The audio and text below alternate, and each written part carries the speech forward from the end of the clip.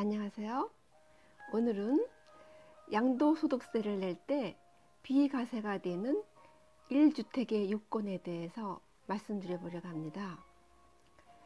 보편적으로 1세대가 1주택을 2년 이상 보유하면 양도소득세가 비과세가 됩니다. 그런데 조정지역에서 2017년 8월 3일 이후 취득한 주택의 경우에는 1세대 1주택을 갖고 2년 이상 거주해야 비과세를 받게 됩니다. 다른 주택처럼 2년 이상 보유하면 비과세가 안 돼요. 꼭 2년 이상 거주를 해야 비과세가 되는 겁니다.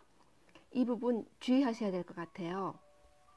그리고 외국에 있는 주택은 우리가 양도소득세를 계산할 때 주택수에 포함하지 않습니다. 그러나 이 외국에 있는 주택을 매매 시에는 비과세가 되지 않고 과세를 합니다.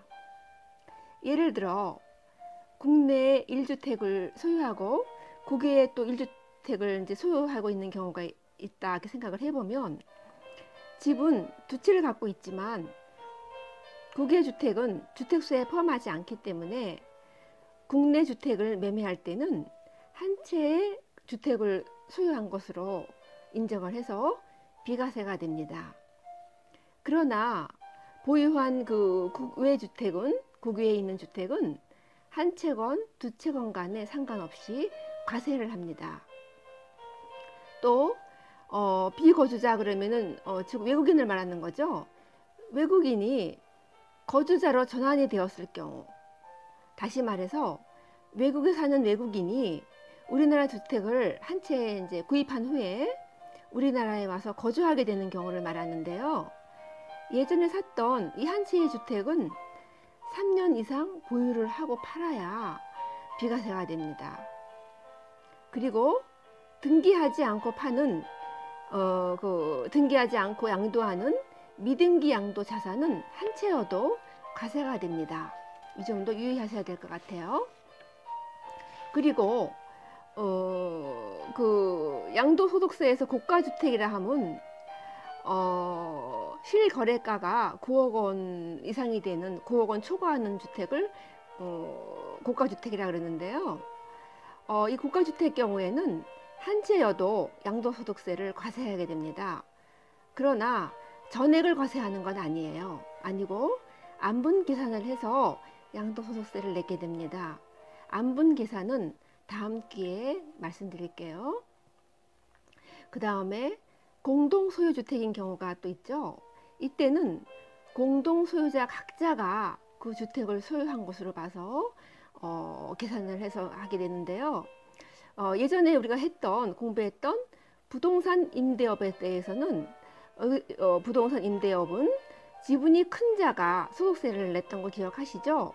그런데 양도세에 대해서는 지분과 상관없이 공동 소유자가 각자 자기 지분만큼의 양도세를 내게 됩니다. 그리고 공동 상속주택의 경우가 또 있어요. 이때는 이 상속주택은 자기 의지와는 상관없이 자기가 한 채를 집을 갖고 살고 있었는데 상속을 받게 되는 경우잖아요. 그래서 집이 갑자기 두 채가 된 경우잖아요. 이때는 먼저 갖고 있던 주택을 팔면 비과세가 되는데요. 이 공동상속주택은 주택수에 포함을 하지 않게 되는 거예요. 그런데 여기에도 또 예외가 있는데요. 상속지분이 같은 경우는 이렇게 되는데요. 상속지분이 서로 달라서 큰 자가 있고 작은 자가 있으면 이럴 때는 상속지분이 큰 자가 상속인이 돼서 이때는 양도소득세를 내게 돼요. 만약 상속지분이 큰 사람이 2인 이상일 경우도 있잖아요. 이때는 첫 번째로는 당해 주택에 거주하는 사람이 상속세를 내게 되고요. 두 번째는